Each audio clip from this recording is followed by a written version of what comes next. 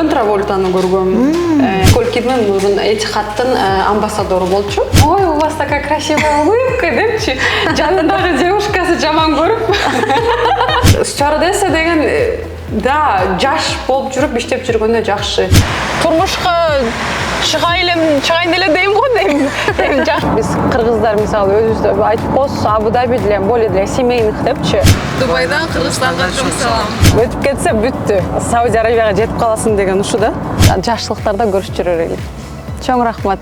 Авангард стиль. Надежность, качество, комфорт. Авангард стиль, когда выбор очевиден.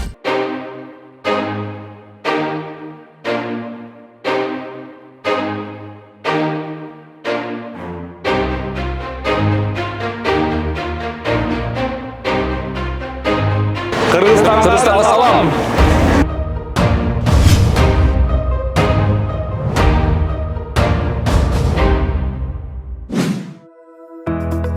Эргешова Азиза Мухтарбековна, Etihad Airways Бириккен Араб Эмираттарынын улуттук авиакомпаниясында стюардесса.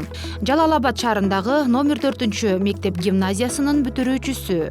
Сайкал эл зыяраттуу бир кыз, бир уулдун бактылуу апасы. 4 тууган, 3 уулдун арасында жалгыз кызды эркелетип чоңойткон Мухтарбек Эргешов кызматкер, Афган согушунун катышуучусу, учурда пенсионер. Апасы Нуржамал Бабатаева математика мугалими.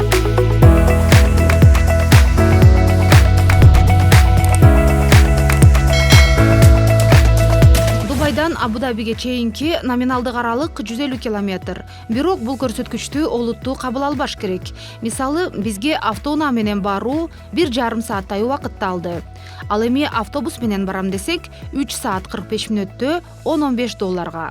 Такси менен 1,5 сааттай $60-75 барсак болмок. Бирок биз үчүн жумушун пландаштырып, эргүү алып, Абу-Дабиден атайын Дубайга келген биздин мекендешибиз Азиз айым менен жолукканыбызга кубанып, жолдо карай кобурашып бара жаттык. Бул жакка келгенде бир шанс берет силерге.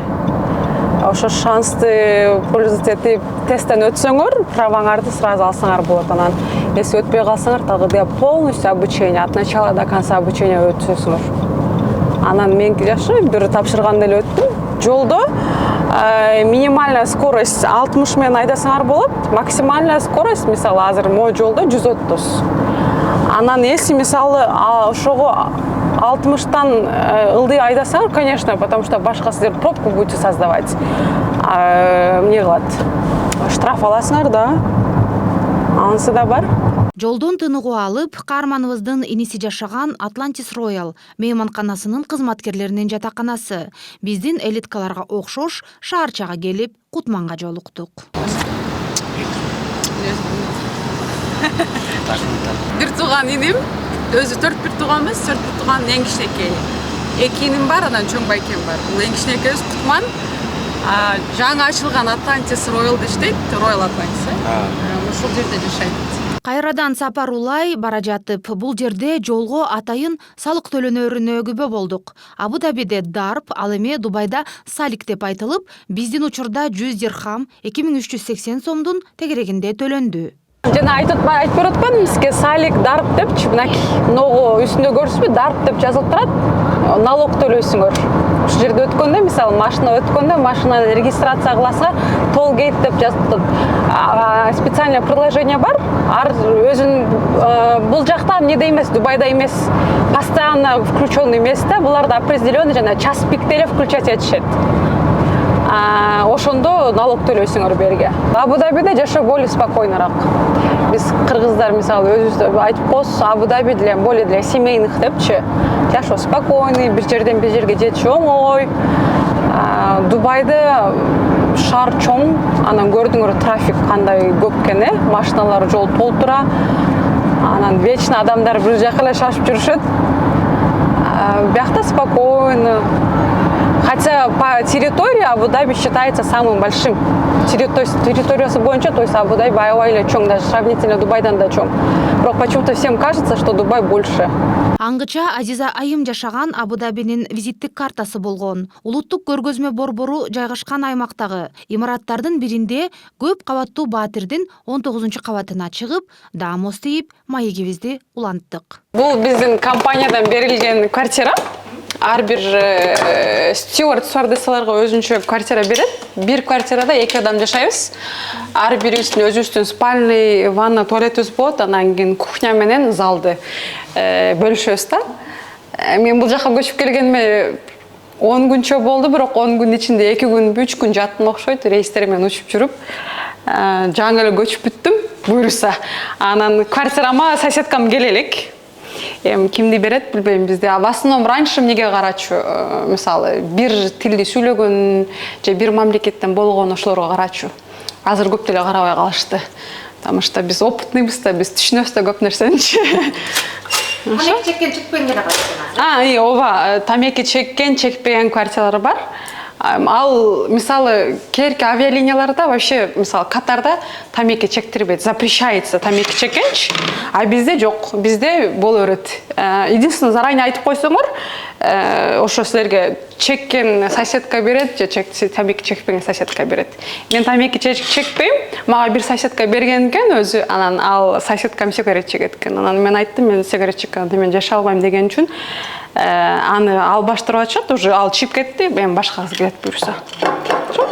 Биякта пустойду көрсөтүп коюн. Соседкам жакы келиш керек, өзүбүздүн шкафыбыз, диван, анан ар бирисинин өзүнүн санузел бул жакта.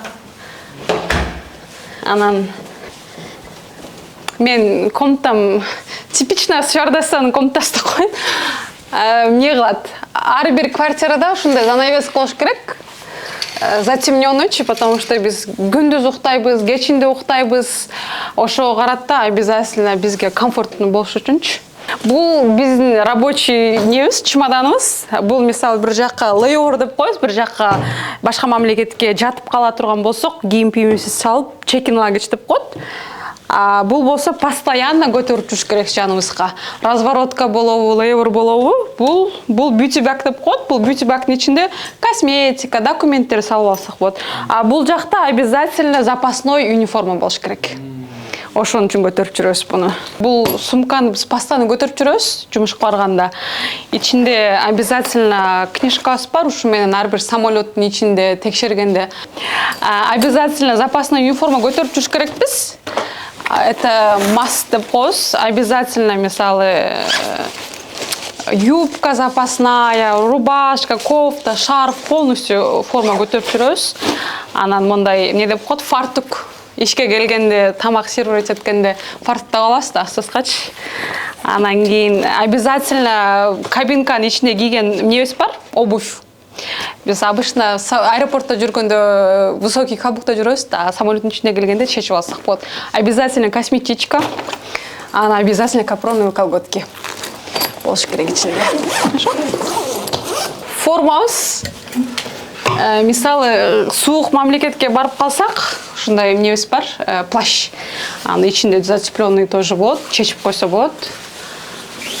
Анан кийин бул костюм. Униформаларыбызды полностью өздөрү жууп, өздөрү тазалап беришет. Полностью. Костюм, шарф, анан юбка кийебиз. Мурун только юбка кийчүбүз, азыр шымда кийип калганбыз. Шымдарыбыз бар. Шымдарым сиркен экен деп коюн. Рубашкаларыбыз. Ошо. Дубайдагы кесиптик жолун каарманыбыз 2013 жылы аквапаркта кассирден баштаган. 2014-2015 жылдары Мадинат Жумейрада батлер, 2015 жылдын аягында Duty Free'де, 2016 жылдын ноябрь айынан баштап Etihad Airways'те иштеп келет. Айтыңызчы, сиз өзү негизи кичинеңизден стюардесса болом деп ойлодуңуз беле? Ойлонгон деле эмесмин, стюардесса болом деп. Просто Дубайга келгенден кийин анан ойлонуп баштадым, айтып атпаймынбы, жер көргөндөн кийин, адамдарды көргөндөн кийин, Дубайда канча деген башка улуттагы адамдар бар. Анан ошолорду көргөндөн кийин, көрүш керек экен, билиш керек экен депчи. Анан кийин Emirate'ке кызыгып жүрдүм башында. Дубайда жашаган үчүн Дубайдын авиалиниясы Emirates Airlines, анан кийин Ал жака бир бардым, интервьюга барып, анан өтпөй калдым. Өтпөй калып, анан Абу-Дабиге келгенден кийин тапшырып көрүнчү деп тапшырып, анан бир келгенде эле өттүм, сразу өтүп кеттим. Анан жок, особо мындай ойдо эле болгом, стюардесса болом депчи. Туризмге кызыкчумун действительно, потому что өзүм туризмде окугам го. Бирок учам анан тигинтем мынтем деген вообще даже понятие жок болчу. Стюардесса болуш үчүн биринчиден биякта отбор аябай күчтүү, честно говоря. Биринчи там 2 түр болот. Assessment деп коет, силерди пригласительный кылып чакырат интервьюга, или же open деп коет, открытый дегенде каалаган адамдар канча болсун, 1000 болсун, 2000 адам болсун, CV-лерин көтөрүп келе берет, резюмелерин көтөрүпчү. А мен assessment дейге баргам, мени приглашать этишкен. Онлайн, обязательно онлайн подавать этиш керек. Онлайн подавать эткенден кийин assessment дей болгон, assessment дейге барганда тоже поэтапно кетет да. Биринчиси группадан эле, мисалы assessment дейде 30 адам деп койлу, 30 адам келсе, 30 адамдын 2 же 4 киши отурат, ар бирине барып өзүң жөнүндө айтып бер дейт, өзүң жөнүндө айтып бересиңер. Ал бүткөндөн кийин тоже кыскартат, ким өттү, ким өтпөдү тоже. Басым, наверное, внешностька карайт, анан кандай сүйлөшсүң, өзүңөрдү кандай алып жүрөсүң, ошолорго карайт го дейм. Андан кийин английскийди обязательно текшеришет, кандай жазасыңар, грамматиканычы. Андан кийин группа менен адамдар менен кандай иштешесиңер. Тоже мисалы ар кандай ситуация берет. Бир ситуация, скажем, бизге менин случаямда силер сафариге барып, чөлгө барып, чөлдө машиналар бузулуп калды. Анан эмне кылат элеңер депчи суроо берген. Ал суроодо силерди кантип чыгып кетесиңер деген эмне эмес, маниде эмес. Группада отурган, мисалы 5 адамдан бөлүп койгон, ошо 5 адам менен бири-бириңер менен кандай сүйлөшөсүңөр, кандай тил табышасыңар, уга аласыңарбы бири-бириңерди, ошону текшерет. Анан текшерип бүткөндөн кийин уже эң акыркысы анын ортосуна дагы бойду өлчөт. Мен тапшырганда бутуң учунда 2 метр 12 сантиметрге жетиш керек болчу. Ошого лимит ошондой да, ошого жеткенбиз. Ага жетпей калсаң тоже өтпөй каласың. Андан кийин аны бирден тет-а-тет деп коет. Мисалы акырында бир 10-15 эле адамга ташып кетсечи, ошо тет-а-тетте уже силер менен конкретно отуруп 1 саат интервью кылат. Полностью от начала до конца кандай жашоодо жашайсыңар, эмнеге стюардесса болом деп атасыңар, почему именно ушу авиалиния деп. Анан кийин эси өтүп калсам, кандай пландарыңар бар. Анан кийин ар кандай ситуациялар, мисалы бир мен отельде иштеп жүргөн үчүн, отельде мисалы бир коногу какая-то ситуация болуп кетти, уруш жаңжал чыгып кетти, ошону кантип чечтиңер депчи. Ошондой иштер болот. Ошону өткөндөн кийин анан өтөсүңөр, өткөндөн кийин айтат, бир жумада чалабыз же эртең. Обычно golden call деп айтып коюшат. Золотой звонок келет, анан өттүңөр, анан кийин дальше айтат, но документ топтогула, тиги документ топтогула. Обязательно police clearance деп коет, полициядан тоже файлыңар таза чыгыш керек да. Аларга чейин текшерет. Жаш курак дагы белгиленгенби? Обычно 21 жаштан өйдө. Анан лимит жок. Конечно, канча жашка чейин деп. Конечно, бир 50 уже албайт дегенчи, бирок 40-45те деле жашта иштегендер дагы бар. Мынча убакыт иштейсиң, болду, ошо менен сиздин карьераңыз бүтөт деген дагы? Андай жок. Андай контракт, э? Андай контракт жок. Мурун бизде контракт 2 жылга эле берилчү. Же 3 жылга эле. Андан кийин безлимитный контракт деп ачып коюшту. Вообще лимит жок да. Азыр кайра мамлекеттин правиласы боюнча эски законго өтүп, кайра дагы ошо 2 жыл, 3 жылдык контракт кылып баштадык кайра баштан. 400 киши келген, Абу-Дабиде болгон мен интервьюм. 400 кишиден, по-моему, 15-17 киши өткөнбүз. Айымдар көбүнчө, э? В основном айымдарды карайт, бирок эркек кишилер болуш керек обязательно. Стюардтар обязательно. Эркек кишилер көп азыр эле болуп калышты. Анан просто биз айымдар, аял киши бойлы эмнебиз да, эмне деп коет? Ийкемдүүрөкпүз да, ошон үчүн көп чыдаган үчүн аял кишилер көп алышат. Сиз Etihad Airways'те 6,5 жыл болду иштегениңизге. Ушул убакыттын ичинде кандай кызыктуу окуяларга калдыңыздар? Анан канча мамлекетти багындырдыңыз? Etihad'та 6,5 жыл болду иштегениме. Биз меда рейстерибиз менен развороткалар бар. Лейвер деп коебуз, жатып бир ошо бир мамлекетке барсак жатып калабыз. Развороткаларды эсептебегенде, наверное, бир 40, может 40тан ашат, 50ге жетип калат, может ушунча мамлекетке барып, чыгып көрүп, жерин басып дегендей көргөм. Биринчи рейсим Францияга учкан, Парижге. Парижге ага чейин Парижде барып келгем. Парижде болгон болчумун, ага чейин бир 3-4 жолу барып келгем. Бирок все равно жаңы стюардесса болуп баштаганда, даже кичинекейимде экен, оказывается, Парижге барсам, Парижди көрсөм, Эйфелева баштаны көрсөм деп мечтать этчим. Ошон үчүн биринчи рейсим Парижге болгон. Обязательно көчөгө чыгып, Францияда, Парижди басып, алардын жанагы знаменитый круассандарын жеп дегендейчи. Көргөнбүз, Эйфелева башняга обязательно барып. Эсте калат экен, действительно. Төрөлүп калса ошону кантип төрөтүш керек, сердечный приступ адамдар болуп калса, биринчи жардам полностью аны үйрөтөт бизде этихадта, ошонусу жакшы. Эс болуп калгандар толтура. Эмнеден? Давление? В основном давлениядан болот. Давлениясы чересчур көтөрүлүп кетипчи, давлениясы азайып кеткендер бар. Анан кийин эси ооп жөн элечи, эконом класста, бизнес класска барып отуруп кетейинчи деп эси болгондор деле бар.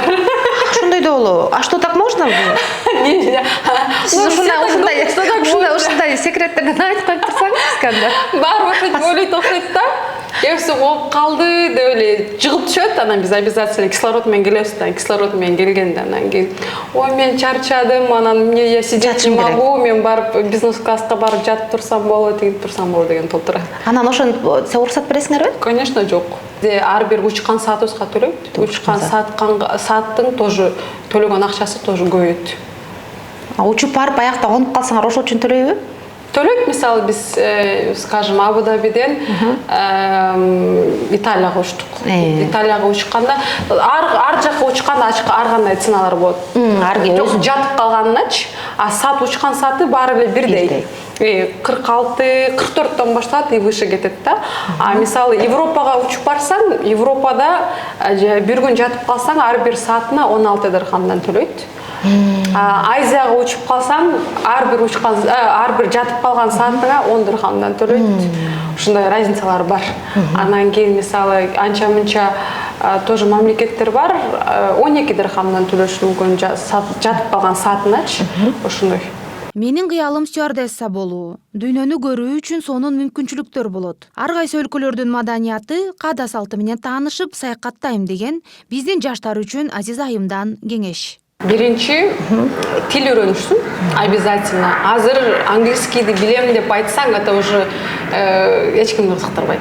Это уже обязательно как бы бардыгын обязан эле язык болуп калды, честно говоря. Английскийдин үстүнөн дополнительно дагы бир тил билсеңер өзүңөргө жакшы. Бизде жакшы, кудай шүгүр, Кыргызстанда орусча сүйлөйбүз. Это орусча тоже дополнительный язык болуп считается. Бирок азыр в основном китайский язык, испанский язык, французский языктарды ушуларды тил үйрөнсө, аябай жакшы болот да. Өздөрүнө жакшы жумуш тапканы. Анан дагы эмне кылыш керек? Өзүңөрдү жакшы алып жүргүлө. Кыз киши дегенчи.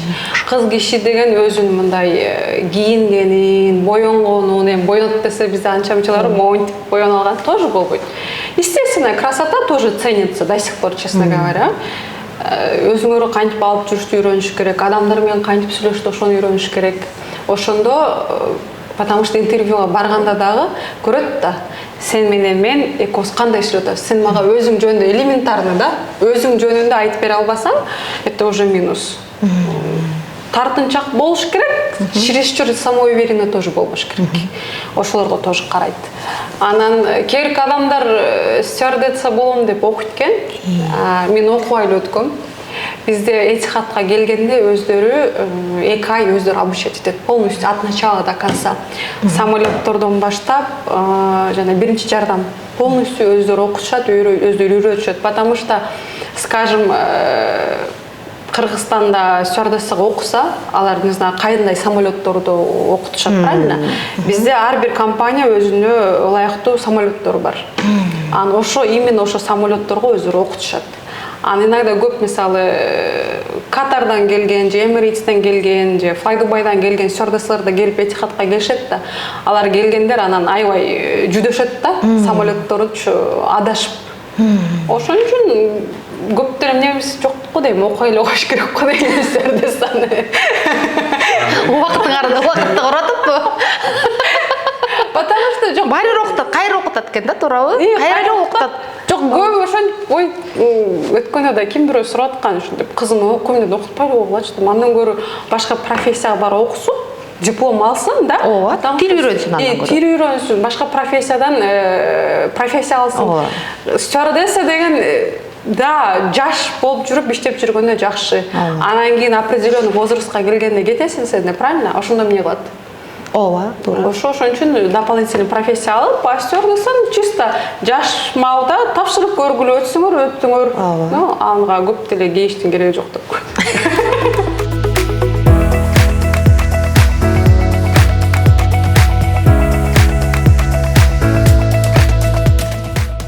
Биздин кийинки кадам заманбап ислам архитектурасынын символу. Биринчи президент Шейх Заид бин Султан Аль Нахаяндын ысымындагы дүйнөдөгү эң чоң жана эң кооз 6 мечиттин бирине зыярат кылуу бакыты буйруптур. Мечиттин полдору, дубалдары мрамор, 12 тонна шварцкоп, көп түстүү кристаллдар, керамика, асыл таштар жана 24 караттык алтындар колдонулган, укмуштуудай масштаб жана интерьер, 47 тонналык эң чоң килем, Гиннестин китебине кирген шам-чырак дегеле сөз менен айтып бүткүс, бул искусство чыгармасы көздүн жоосун алды. Шизайт Гранд мост реконструкция кылышыптыр, оңдоп Кошумча салып атабы же? жок, бар болчу, жөн эле сырты саргайып кеткен го, тазалап атабыз. Сиздин жумушуңуз тууралуу кененирээк тааныштык. Жашаган жериңизди көрдүк, азаматсыз, биз абдан кубанычтабыз. Биздин кыргыздын кызы ушундай Дубайда өзүнүн ордун таап, башкаларга үлгү болуп берип атканына абдан кубанычтабыз. Эми акыркы сурообуз өзүңүз жөнүндө маалымат берип кетсеңиз. Мектепти бүтүп, Бишкекке көчүп келгенбиз. Бишкекте Манас Түрк университетин бүтүргөм. Анан ошол жерде ошо туризм боюнча үйрөнүп, башка мамлекеттерге чыкканда ошол жерде интерес пайда болуп баштаганда кызыгуучу. Потому что эмне бар экен, Манаста окуп жүргөндө бизде биринчи жолу Буржара жана биздин Дубайдагы эмне бар го, отель. Ошону көрсөткөндө, ушундай деген отель бар, 7 жулдуздуу тигинби депчи. Ошондо бир ойлогом, мен Дубайга барып иштесемчи депчи. Анан кийин көп өтпөй эле бир 4-5 жылдан кийин по-моему, келип калмадым Дубайга ошон. Кудайдын буйругу менен. Сиз окууну бүттүңүз, анан окууну бүттүм, турмушка чыктым.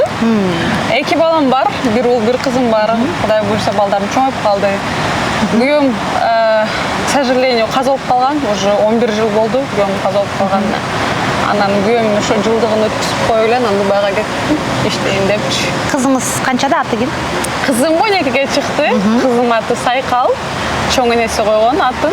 Анан экинчи уулум ал буюрса, вот 2 күндө 19 февралда 11-ге чыгат.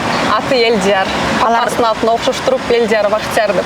Анан эгер сыр болбосо, эгер жүрөгүңүзгө жакын албасаңыз, учурда пландарыңыз кандай? Турмушка чыгам деп ойлойсузбу?